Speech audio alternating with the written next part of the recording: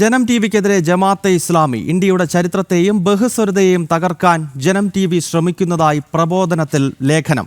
ജമാഅത്തിന്റെ വിദ്യാഭ്യാസ സ്ഥാപനങ്ങളുടെ ഭീകര സ്വഭാവം തെളിവ് സഹിതം ജനം ടിവി പുറത്തുവിട്ടതാണ് ഇസ്ലാമിസ്റ്റുകളെ പ്രകോപിപ്പിച്ചത്. ലോകം മുഴുവൻ നടക്കുന്ന ജിഹാദിനെ വിശുദ്ധവൽക്കരിക്കാൻ ജമാഅത്തെ ഇസ്ലാമി സിലബസ് നടത്തുന്ന നീക്കങ്ങൾ ജനം ടിവി അടുത്തിടെ കേരളത്തിൽ ചർച്ചയാക്കിയിരുന്നു. ഇതേ തുടർന്നാണിപ്പോൾ പ്രബോധനത്തിനകത്ത് ജനം ടിവിക്കെതിരെ വലിയ തോതിലുള്ള വിദ്വേഷ പ്രചരണം ആരംഭിച്ചത്. അനഘ ഹർഷനാണ് വിവരങ്ങളുമായി ചേരുന്നത്. അനഘ, ഇതിപ്പോൾ ജമാഅത്തെ ഇസ്ലാമി ആണെങ്കിലും പോപ്പുലർ ഫ്രണ്ട് ആണെങ്കിലും ഇനിയും മുസ്ലിം ലീഗ് ആണെങ്കിലും അവരെല്ലാം പ്രധാനമായി ടാർഗറ്റ് ചെയ്യുന്നത്, വിമർശിക്കുന്നത് ജനം ടിവിയെയാണ്. കാരണം നമുക്കറിയാം, കേരളത്തിൽ മറ്റു മാധ്യമങ്ങൾ ഇസ്ലാമിക ഭീകരതയ്ക്കെതിരെ മൗനം ചൊരിയുമ്പോൾ മറുഭാഗത്ത് അതിശക്തമായ നിലപാട് സ്വീകരിക്കുന്നത് നമ്മൾ മാത്രമാണ് എന്നത് ഒരു വസ്തുതയാണ്. അത് കേരളത്തിൻ്റെ പൊതുസമൂഹത്തിന് അറിയാം. ഇപ്പോൾ ഈ പ്രബോധനം എന്ന ജമാഅത്തെ ഇസ്ലാമിയുടെ ഈ വാരികയിൽ നമുക്കെതിരെയുള്ള ലേഖനത്തിൽ എന്തൊക്കെ കാര്യങ്ങളാണ് പറയുന്നത്? ഇങ്ങനെ ഒരു ലേഖനം ജിഹാദികളെ കൊണ്ട് എഴുതിപ്പിക്കാൻ അവരെ പ്രേരിപ്പിച്ച ഘടകം എന്താണ്? ഗൗതം, ഈ ലേഖനത്തിന് പിന്നിലെ പ്രധാന ഘടകം എന്ന് പറയുന്നത് ജനം ടിവി പുറത്തുവിട്ട വാർത്തയാണ്. ആ വാർത്തയിലുള്ള അസഹിഷ്ണുതയാണ്. ദിവസങ്ങൾക്ക് മുമ്പാണ് നമ്മൾ ജമാഅത്തെ ഇസ്ലാമിയുടെ കീഴിലുള്ള മദ്രസകളിലും സ്കൂളുകളിലും പഠിപ്പിക്കുന്ന പാഠഭാഗത്തെക്കുറിച്ചുള്ള ഞെട്ടിക്കുന്ന വസ്തുതകൾ പുറത്തുവിട്ടത്. അതിലേറ്റവും പ്രധാനപ്പെട്ട കാര്യം, മതഭീകര സംഘടന IS പോലുള്ള ഭീകര സംഘടനകളെ ന്യായീകരിക്കുക എന്ന രീതിയിലാണ് ആ പുസ്തകം, ആ പാഠഭാഗങ്ങൾ ഉണ്ടായിരുന്നത്. മറ്റൊന്ന്, മത തീവ്രവാദത്തിന്റെ നേതാക്കളെ വെള്ളപൂശാൻ ശ്രമിക്കുന്ന ഒരു നിലപാടാണ് ആ ലേഖനത്തിൽ ഉടനീളം, ആ പാഠപുസ്തകത്തിൽ ഉണ്ടായിരുന്നത്. അതായത് ഭീകരവാദ നേതാക്കളായുള്ള ഹസ്നുൽ ഖന്ന, അതുപോലെ സയ്യിദ് ഖുത്തൂബ്, മൗദൂദി തുടങ്ങിയവരെയാണ് ഇവരെ നവോത്ഥാന നായകർ എന്ന് പറഞ്ഞുകൊണ്ടായിരുന്നു ഈ പാഠപുസ്തകങ്ങളിൽ ഉടനീളം ഉള്ളത്. മറ്റൊന്ന്, al Qaeda, Lashkar e Taiba, IS, ഈ ആഗോള ഭീകര സംഘടനകളെ നവോത്ഥാന പ്രസ്ഥാനങ്ങളായും വെള്ളപൂശാനും ശ്രമിക്കുന്ന പാഠഭാഗങ്ങളായിരുന്നു ജമാഅത്തെ ഇസ്ലാമിയുടെ കീഴിലുള്ള വിവിധ സ്കൂളുകളിലും മദ്രസകളിലും പഠിപ്പിക്കുന്നത്. ഈ വാർത്ത ആദ്യം പുറത്തുവിട്ടത്, ആദ്യം പുറംലോകത്തെ അറിയിച്ചത് ജനം ടിവി ആയിരുന്നു. അതിന് പിന്നാലെ വലിയ ചർച്ച സമൂഹത്തിൽ ഇതുമായി ബന്ധപ്പെട്ട് നടക്കുകയും ചെയ്തിരുന്നു. ഈ വിഷയം പുറത്തു വന്നതോടുകൂടിയാണ് വസ്തുതാവിരുദ്ധമായിട്ടുള്ള കള്ളങ്ങൾ പ്രചരിപ്പിച്ചുകൊണ്ട് ജനം ടിവിക്കെതിരെ ജമാഅത്തെ ഇസ്ലാമി ഒരു ലേഖനം തയ്യാറാക്കിയിരിക്കുന്നത്. ഈ ലേഖനത്തിൽ പറയുന്നത് ജമാഅത്തെ ഇസ്ലാമിയെ കുറിച്ച്, അല്ലെങ്കിൽ ജമാഅത്തെ ഇസ്ലാമിയുടെ കീഴിലുള്ള സ്കൂളുകളിൽ ഈ പഠിപ്പിക്കുന്ന കാര്യങ്ങളെക്കുറിച്ച് ജനം ടിവി ഒരു വാർത്ത ചെയ്തിരുന്നു. പക്ഷെ തങ്ങൾ പറയുന്നത് നവോത്ഥാന നായകന്മാരായെന്ന് സ്വാതന്ത്ര്യ സമര സേനാനികളെ ചിത്രീകരിച്ചിട്ടുണ്ടായിരുന്നു. അതേപോലെ മലബാർ കലാപത്തെക്കുറിച്ചൊക്കെ തന്നെയാണ് തങ്ങളുടെ സ്കൂളുകളിൽ പഠിപ്പിക്കുന്നത് എന്ന് സ്ഥാപിക്കാനാണ് ആ ലേഖനം ശ്രമിച്ചിരിക്കുന്നത്. പക്ഷേ തികച്ചും വസ്തുതാവിരുദ്ധമായ കാര്യങ്ങളാണ് ലേഖനത്തിൽ പറയുന്നത് എന്നുള്ളതാണ് വാസ്തവം. നമ്മൾ പറഞ്ഞ ഈ പാഠഭാഗങ്ങളെ ചൂണ്ടിക്കാണിച്ചിരിക്കുന്ന ഒരു കാര്യം പോലും ആ ലേഖനത്തിൽ ഇവർ ചൂണ്ടിക്കാണിക്കുന്നില്ല എന്നുള്ളതാണ്. പ്രബോധനം എന്ന മാസികയിലാണ് ഈ ലേഖനം വന്നിരിക്കുന്നത്. ആ ലേഖനത്തിൽ ഈ പാഠഭാഗങ്ങളിൽ പഠിപ്പിക്കുന്ന ഒന്നിനെക്കുറിച്ചും ഒരു പരാമർശം പോലും നടത്തിയിട്ടില്ല. മറിച്ച് തങ്ങൾ പഠിപ്പിക്കുന്നത് നവോത്ഥാന നായകന്മാരെ കുറിച്ചും മുഗൾ കാലഘട്ടത്തെ കുറിച്ചുമാണ്. അത് ഭാരതത്തിന്റെ ഒരു സുവർണ കാലഘട്ടം എന്ന് കൂടി സ്ഥാപിക്കാൻ ആ ലേഖനം ശ്രമിക്കുന്നുണ്ട് എന്നുള്ളതാണ്. അവിടെയാണ് മറ്റൊരു പ്രശ്നം. അതായത് ഈ ലേഖനം പറയുന്നത് അതായത് ജനം ടിവി ഇന്ത്യയുടെ ചരിത്രത്തെ വളച്ചൊടിക്കാൻ ശ്രമിക്കുന്നു എന്നതാണ്. അതിന് താഴേക്ക് ഇവർ പറഞ്ഞു വെക്കുന്നത് ഏതാണ്ട് മുഗൾ ഭരണ കാലഘട്ടം. ആ മുഗൾ ഭരണ കാലഘട്ടം എന്നത് നമുക്കറിയാം ഭാരതത്തിൻ്റെ ചരിത്രത്തിലെ ഇരുണ്ട കാലഘട്ടമാണ്. അയോധ്യയിലെ ഭഗവാൻ ശ്രീരാമൻ ജനിച്ചു വീണ ആ രാമക്ഷേത്രം അവിടെ തകർക്കപ്പെടുന്നതും, ഭഗവാൻ ശ്രീകൃഷ്ണൻ ലീലകളാടിയ മധുര നമുക്ക് നഷ്ടപ്പെടുന്നതും, ലോകമെമ്പാടുമുള്ള ഹൈന്ദവ സമൂഹം അവരുടെ മോക്ഷ നഗരിയായി കാണുന്ന കാശി വിശ്വനാഥൻ്റെ മണ്ണിലെ ആ മഹാക്ഷേത്രം തകർക്കപ്പെടുന്നതുമൊക്കെ ഈ ഇസ്ലാമിക ഭരണകാലത്താണെന്നേ. ആ ഭരണകാലം ഭാരതം എന്ന് പറയുന്ന ഈ മഹത്തരമായ രാഷ്ട്രത്തിന്റെ ചരിത്രത്തിലെ ഇരുണ്ട കാലഘട്ടമാണ്. ആ ഇരുണ്ട കാലഘട്ടമാണ് എന്ന് ജനം ടിവി പറയുന്നതാണോ ഈ ജിഹാദികളെ പ്രകോപിപ്പിക്കുന്നത്? തീർച്ചയായും ഗൗതം, മുഗൾ രാജകാലഘട്ടം അത് ഏറ്റവും മഹത്തായ കാലഘട്ടം എന്ന് പറയാൻ ശ്രമിക്കുകയാണ്, പറഞ്ഞു വെക്കുകയാണ് ജമാഅത്തെ ഇസ്ലാമി. ജനിച്ച മണ്ണിൽ നിന്ന് ഹൈന്ദവ സമൂഹത്തിന് വിരട്ടി ഹൈന്ദവ സമൂഹത്തിന് ഓടേണ്ടി വന്ന ഈ ഹൈന്ദവനായതുകൊണ്ട് മാത്രം മതനികുതി, ജസിയ പോലുള്ള മതനികുതി ചുമത്തപ്പെട്ട ഒരു കാലഘട്ടമായിരുന്നു മുഗളന്മാർ ഭരിച്ചിരുന്ന കാലഘട്ടം. തച്ചുടച്ച ക്ഷേത്രങ്ങൾ, അനേകായിരം ക്ഷേത്രങ്ങൾ നശിപ്പിക്കപ്പെട്ട ഒരു വിഭാഗത്തെ മാത്രം ഉന്മൂലനം ചെയ്യാൻ ലക്ഷ്യമിട്ട് പ്രവർത്തിച്ച മുഗളന്മാർ. അനഘ, ഞാൻ അനഘയിലേക്ക് വരാം, ദയവായി തുടരൂ. ഇപ്പോൾ ഹിന്ദു ഐക്യവേദിയുടെ മുഖ്യ രക്ഷാധികാരി ശ്രീമതി KP ശശികല ടീച്ചർ ചേരുകയാണ്. ശശികല ടീച്ചർ, ഈ ജനം TVക്കെതിരെ ജിഹാദികളുടെ, ഇസ്ലാമിസ്റ്റുകളുടെ വിദ്വേഷ പ്രചരണം നമ്മളിത് ആദ്യമായിട്ടല്ല കേരളത്തിൽ കാണുന്നത്. ജനം TV പ്രക്ഷേപണം ആരംഭിച്ച 2015 ഏപ്രിൽ മാസം മുതൽ തന്നെ ഈ ഇസ്ലാമിക ശക്തികൾ തുടർച്ചയായി ഈ ചാനലിനെതിരെ ഇത്തരം പ്രചരണങ്ങൾ നടത്തുന്നുണ്ട്. ഇപ്പോൾ ഏറ്റവും ഒടുവിൽ ജമാഅത്തെ ഇസ്ലാമി അവരുടെ പ്രബോധനത്തിനകത്ത് എഴുതി വെക്കുന്നത് ഇന്ത്യയുടെ ചരിത്രത്തെയൊക്കെ ജനം TV വളച്ചൊടിക്കുന്നു എന്നുള്ളതാണ്. കാരണം ടീച്ചർക്ക് ഓർമ്മയുണ്ടാകും, ഏതാനും ദിവസങ്ങൾക്ക് മുമ്പ് ജനം ഒരു വളരെ പ്രധാനപ്പെട്ട വാർത്ത കേരളത്തിന്റെ പൊതുസമൂഹത്തിന് മുന്നിലേക്ക് വെച്ചിരുന്നു. അതായത് ഈ ജമാഅത്തെ ഇസ്ലാമിയുടെ സ്കൂളുകളിൽ പഠിപ്പിക്കുന്ന സിലബസ് എന്ന് പറയുന്നത് ലക്ഷണമൊത്ത ഭീകരതയാണ്. അപ്പോൾ ഇവരുടെ ഭീകര സ്വഭാവം തുറന്നു കാട്ടിയതാണോ ഇപ്പോൾ ജനം TVക്കെതിരെ ഇസ്ലാമിസ്റ്റുകളെ പ്രകോപിപ്പിക്കുന്നതിന്റെ കാരണം? ടീച്ചർ എങ്ങനെ പ്രതികരിക്കുന്നു ഈ വിഷയത്തോട്? തീർച്ചയായും അവർക്ക് ജനം TVയോട് പ്രതികരിക്കാതിരിക്കാൻ കഴിയുമോ? കാരണം അവര് കൊടുക്കുന്ന നോട്ടുകെട്ടിനോ, അതല്ലെങ്കിൽ അവര് കൊടുക്കുന്ന വിമാന ടിക്കറ്റുകൾക്കോ, അവര് കൊടുക്കുന്ന വിസയ്ക്കോ, അവര് കൊടുക്കുന്ന സമ്മാനങ്ങൾക്കോ വശപ്പെടാത്ത മാധ്യമങ്ങൾ വളരെ അപൂർവമാണ്. അതിലൊന്നാണ് ജനം TV. ഏതെങ്കിലും തരത്തിൽ വിലക്കെടുക്കാൻ കഴിയുമായിരുന്നെങ്കിൽ ഭീഷണിയുമായിട്ട് വരില്ല.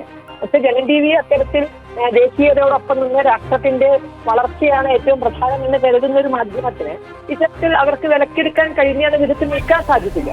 അതുകൊണ്ട് തന്നെ തിരിച്ചു വഴക്കിക്കൊണ്ടേയിരിക്കും.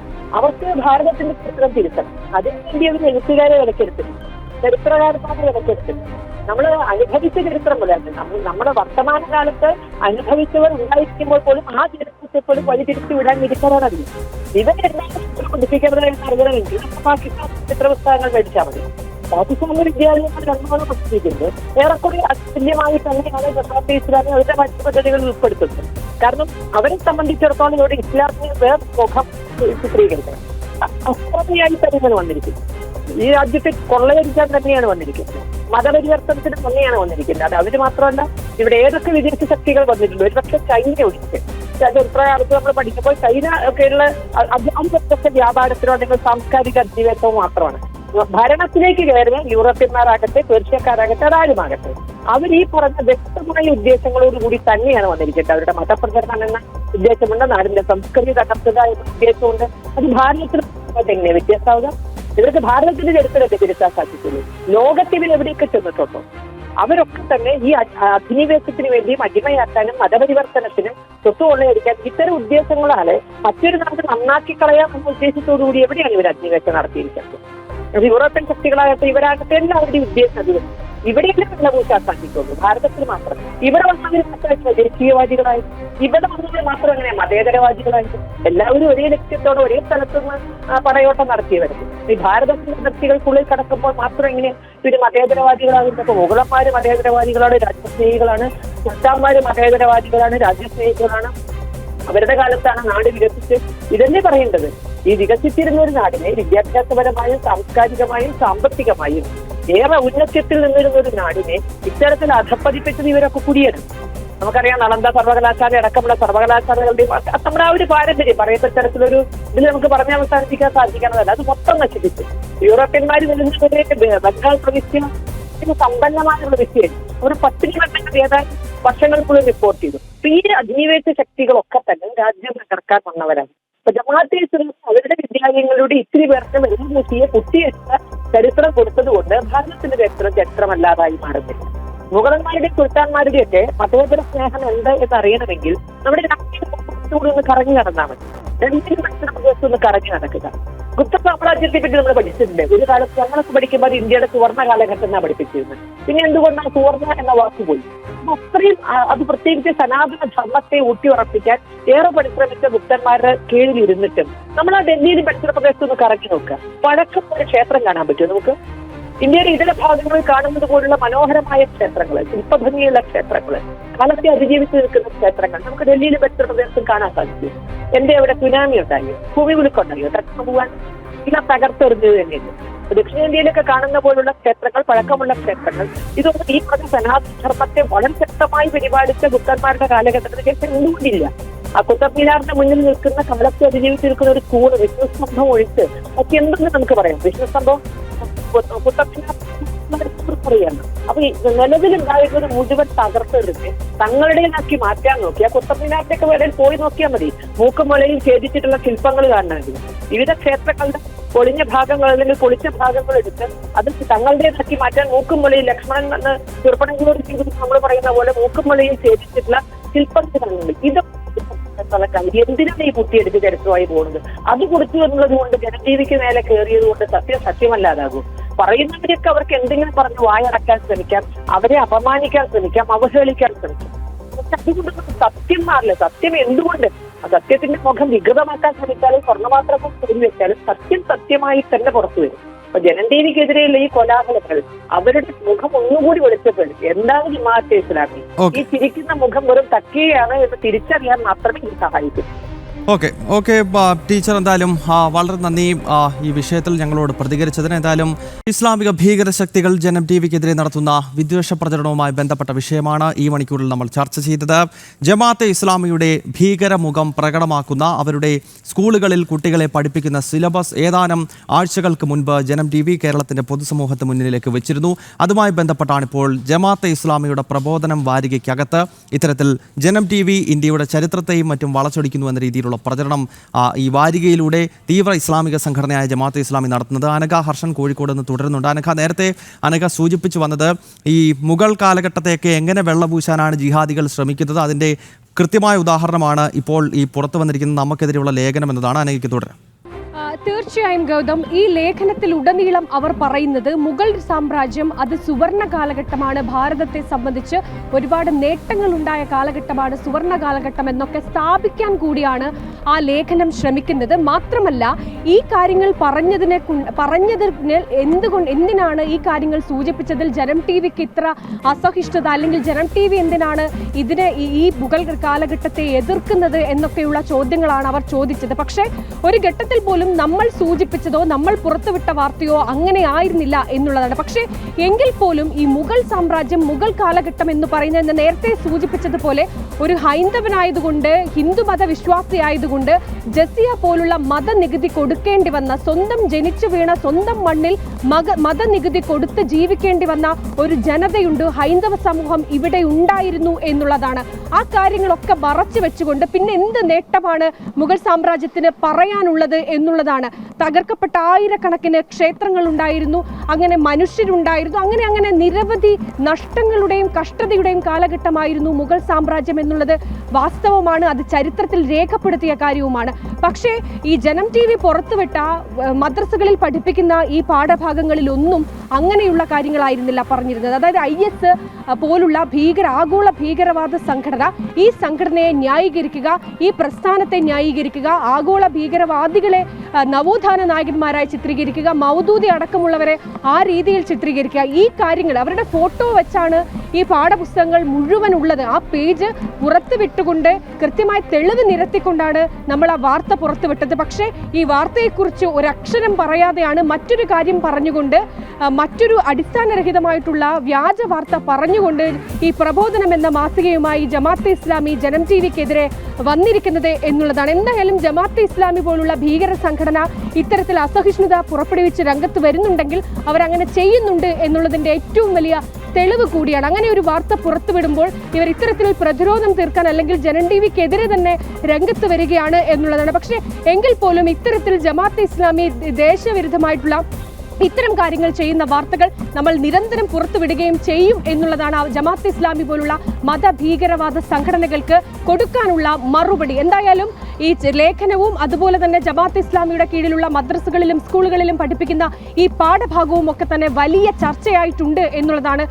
ഏതൊരു മതേതര വിശ്വാസിയാണെങ്കിലും ഏതൊരു കേരളത്തെ സംബന്ധിച്ച് ഏതൊരാളും ഈ പാഠഭാഗം വായിച്ചാൽ ഇത് ഇങ്ങനെയധികം വിഷം കുത്തി നിറയ്ക്കുന്ന പാഠഭാഗങ്ങൾ ഈ കേരളത്തിൽ പഠിപ്പിക്കുന്നുണ്ടോ എന്ന ആശ്ചര്യത്തോടെ ചോദിച്ചു പോകുന്ന പാഠഭാഗങ്ങളാണ് ഈ പാഠപുസ്തകങ്ങളിൽ ഉടനീളം ഉള്ളത് എന്നുള്ളതാണ്. എന്തായാലും ഈ വാർത്ത പുറത്തു വന്നിട്ടും ഇത്രയും ദിവസമായിട്ടും നമ്മുടെ സംസ്ഥാന സർക്കാരോ വിദ്യാഭ്യാസ വകുപ്പോ ഇതിനെതിരെ നടപടി എടുത്തിട്ടില്ല എന്നുള്ളതാണ് മറ്റൊരു കാര്യം. ഈ സാഹചര്യത്തിലൊക്കെയാണ് ജമാഅത്തെ ഇസ്ലാമി വാർത്ത കൊടുത്തതിന്റെ പേരിൽ ജനം ടിവിക്കെതിരെ വരുന്നത്, ജനം ടിവിക്കെതിരെ വസ്തുതകൾ വളച്ചൊടിച്ചുകൊണ്ട് വാർത്ത ചെയ്യുന്നത് എന്നുള്ളതാണ് ഗൗതം.